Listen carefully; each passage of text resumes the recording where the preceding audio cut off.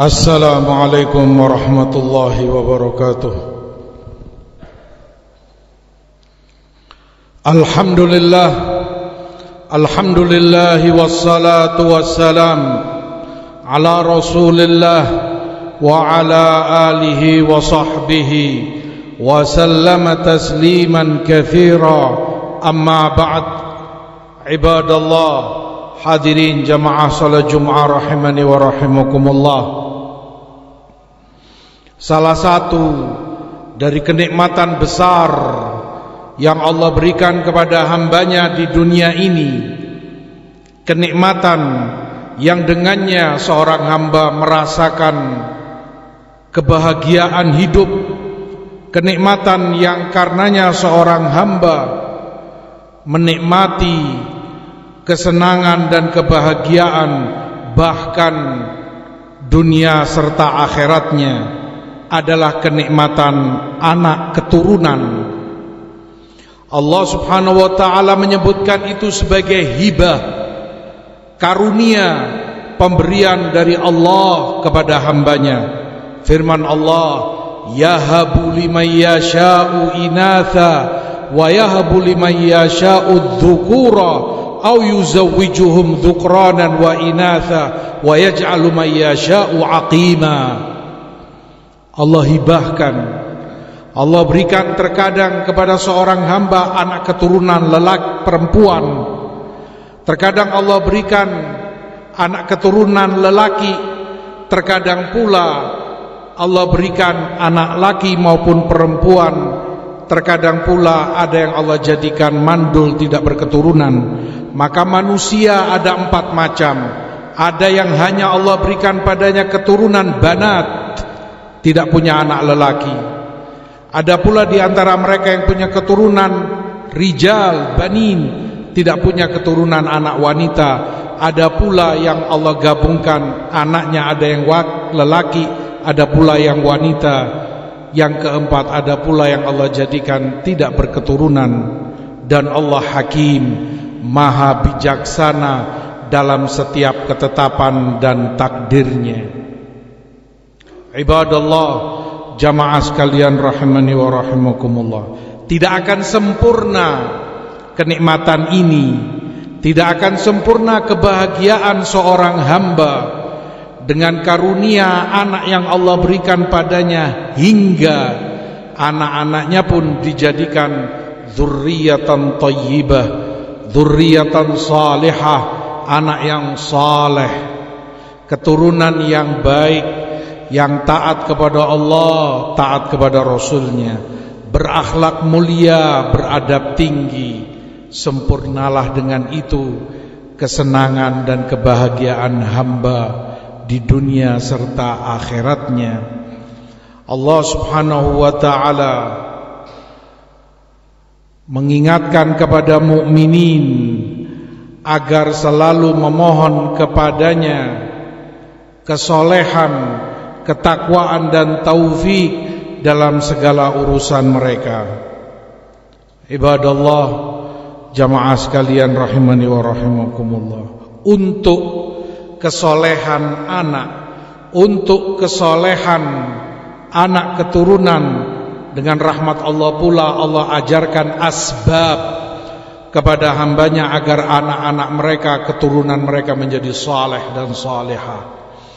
Dari asbab-asbab tersebut yang pertama adalah kesolehan dirimu sendiri, wahai orang tua. Kesolehanmu wahai bapak, kesolehanmu wahai ibu.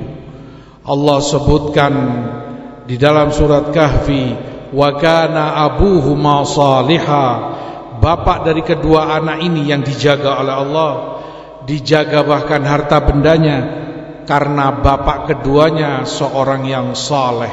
Bahkan ayat tidak menyebut sama sekali kesolehan dua anak ini, tapi yang Allah sebut kesolehan orang tuanya. Karena kesolehan orang tua, Allah jaga anak keturunannya, menjadi sebab yang sangat kuat, berpengaruh sangat kuat untuk kesolehan anak-anakmu. Solehkan dirimu terlebih dahulu. Fabda binafsika fanhaha an ghayyiha fa idzan tahat anhu fa antal halimu. Mulai dari dirimu sendiri, solehkan dirimu, maka akan soleh pula anak keturunanmu. Jaga Allah olehmu, Allah akan menjaga anak keturunanmu. Allah perintahkan kepada mukminin, ya ayyuhalladzina amanu qu anfusakum wa ahlikum nara. Wahai orang-orang yang beriman, jaga dirimu terlebih dahulu, kemudian jaga keluargamu, anak istrimu dari api neraka. Maka mulailah dari diri kita, takwa dan kesolehan sebagai figur contoh, menjadi toladan di rumahnya. Itu yang dilihat oleh anaknya, itu yang dilihat oleh istrinya. Oleh karena itu Rasulullah sallallahu alaihi wasallam mengajarkan salat terbaik seorang hamba adalah di rumahnya selain yang fardu. Salat terbaik-baiknya salat, semulia-mulianya salat seorang hamba dalam rumahnya sendiri, kecuali yang 5 waktu wajib di masjid. Salah satu hikmah terbesar darinya agar engkau memakmurkan rumahmu dengan ibadah. Salah satu dari hikmahnya agar anak istrimu melihat kesolehanmu, ketaatanmu dan ibadahmu kepada Allah Subhanahu wa ta'ala, menjadi qudwah bagi mereka. Yang kedua, asbab kesolehan anak keturunan adalah kesolehan seorang ibu, kesolehan seorang istri yang dipilih oleh seorang lelaki, karena dia murabbiyah yang akan banyak mendidik anak-anakmu, yang akan banyak membimbing mereka, karena dia akan banyak lebih dekat kepada mereka daripada bapaknya. Bapaknya sibuk cari nafkah, kerja ke sana kemari, ibunya yang sering dan selalu bersama anaknya. Oleh karena itu, seperti dikatakan, di belakang orang-orang agung, di belakang orang-orang soleh adalah ada sosok seorang wanita, seorang ibu yang salehah, seorang ibu yang agung. Sebagai contoh dalam biografi a'immah dan orang-orang besar di dalam Islam adalah Zubair ibn Awam radhiyallahu ta'ala anhu wa arda, sahabat yang sangat mulia, sahabat yang sangat agung, yang bahkan dijuluki oleh Umar ibn al-Khattab radhiyallahu an sebagai alfu rajul atau rijalatul alf. Artinya seorang Zubair ibn Awam setara dengan 1000 orang selain beliau. Beliau seorang diri, sama timbangannya, ukurannya dengan 1000 orang dari selain beliau. Tentu hal itu karena keagungan, kemuliaan, ketakwaan, kesolehan seorang Zubair ibn Awam. Di balik sosok Zubair ibn Awam ada ibundanya yang sangat salehah, Safiyah bintu Abdul Muttalib, bibi Ahmad Rasulullah sallallahu alaihi wasallam, yang dikenal sangat salehah dan banyak mendidik beliau semenjak kecilnya. Yang kedua, anak-anak beliau pula, utamanya Abdullah ibnu Zubair ibnu Awam radhiyallahu ta'ala anhuma, sahabat yang mulia, pemimpin yang agung, seorang yang sangat mulia dan sangat agung. Di belakang beliau ada sosok seorang ibu yang salehah dan taat, dzatun nitaqain, Asma bintu Abi Bakar As-Siddiq radhiyallahu ta'ala anhuma, ibu beliau. Demikian pula pembesar di dalam Islam, tokoh yang sangat disegani dan mulia, Muawiyah ibn Abi Sufyan radhiyallahu ta'ala anhu wa ardhahu.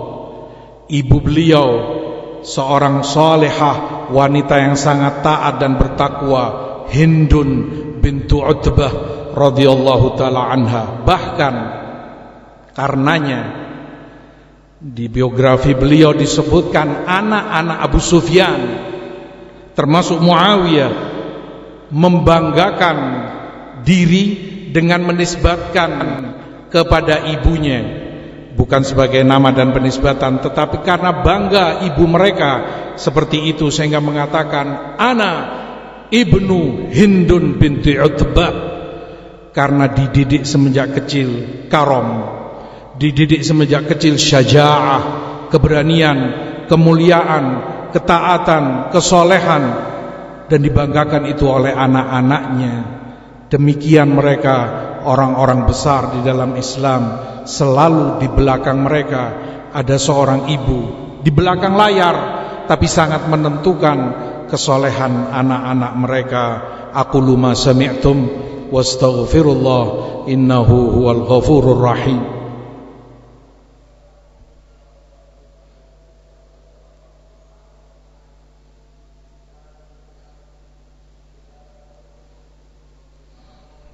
Alhamdulillah, wassalatu wassalamu ala rasulillah wa ala alihi wa sahbihi wa man walah, wa la hawla wa la quwata illa billahi, amma ba'd. Ibadallah, jamaah sekalian rahimani wa rahimakumullah. Masing-masing kita kelak akan berkeluarga. Antum yang sekarang belum berkeluarga, kelak entah 5 atau 10 tahun ke depan, kurang atau lebih, akan berkeluarga, dan dengan izin Allah akan punya anak keturunan. Bagaimana anak keturunanmu kepadamu kelak tergantung bagaimana kamu sekarang kepada orang tuamu. Sebagaimana di dalam riwayat disebutkan, birru aba'akum yaburrakum abna'ukum. Jika kamu ingin anak-anakmu berbakti kepadamu kelak, maka berbaktilah mulai sekarang kepada orang tuamu. Seperti apa anak-anakmu kepadamu kelak? Gambarannya adalah sekarang seperti apa kamu kepada orang tuamu. Jika kamu anak yang muhsin, baik dan berbakti, kamu anak yang membuat bangga orang tuamu, kamu anak yang saleh, taat, membuat orang tuamu sangat senang dan tentram hatinya, bahagia hidupnya, seperti itu kelak anak-anakmu akan membuat kamu bangga, senang, tentram hidupmu, berbakti dan berbuat baik kepadamu. Wal haya mudayanah, hidup itu hutang piutang. Sekarang kamu menghutangi, kelak kamu akan dibayar dengan anak-anakmu. Maka kama tadinu tudan wa kama takunu yuwalla alaikum. Seperti apa kamu berbuat sekarang kepada orang tuamu, seperti itu anak-anakmu akan berbuat kepadamu. Jangan kamu melalaikan segala yang kamu pernah perbuat. Sekarang mungkin seseorang semaunya berbuat kepada orang tuanya, semau dia, merasa masih kecil dan muda. Tidak ada yang sia-sia, akan dibayar hutangmu itu kelak ketika engkau sudah berkeluarga dan punya anak. Engkau rasakan saat itu. Ketika engkau menyakiti hati orang tuamu sekarang, engkau akan disakiti hatimu oleh anak-anakmu.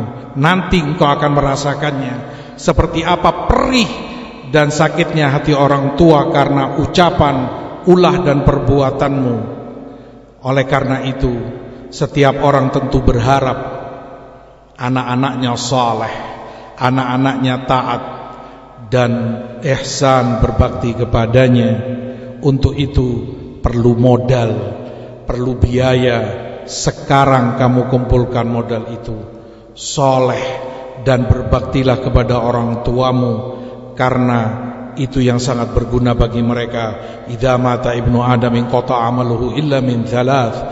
Ibnu Adam ketika mati terputus amalannya kecuali yang 3. Salah satu yang Rasul sebutkan, awwaladun saleh yad'u lahu, anak yang saleh yang selalu mendoakan orang tuanya.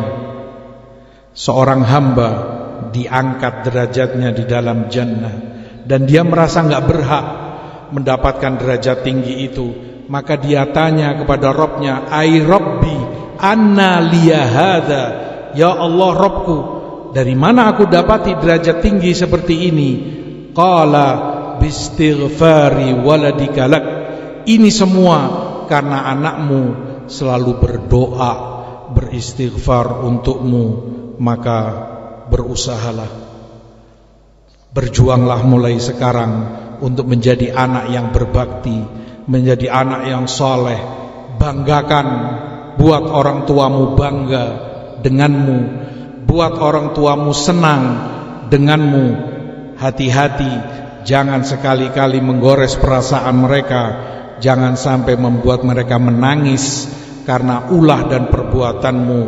Kata Amr ibn As radhiyallahu ta'ala anhuma, bukaul walidain minal uquq, termasuk bentuk kedurhakaan kepada orang tua adalah saat kamu buat mereka menangis karenamu. Itu sudah kedurhakaan seorang anak kepada orang tuanya. Buat mereka tertawa, buat mereka senang dan bangga denganmu. Mudah-mudahan Allah berikan taufik dan hidayah kepada kita untuk menjadi aulad salihin, dan diberi kita anugerah rizki anak keturunan yang salihin pula. Amin ya rabbal alamin. Wa sallallahu ala nabiyina Muhammad walhamdulillahi rabbil alamin.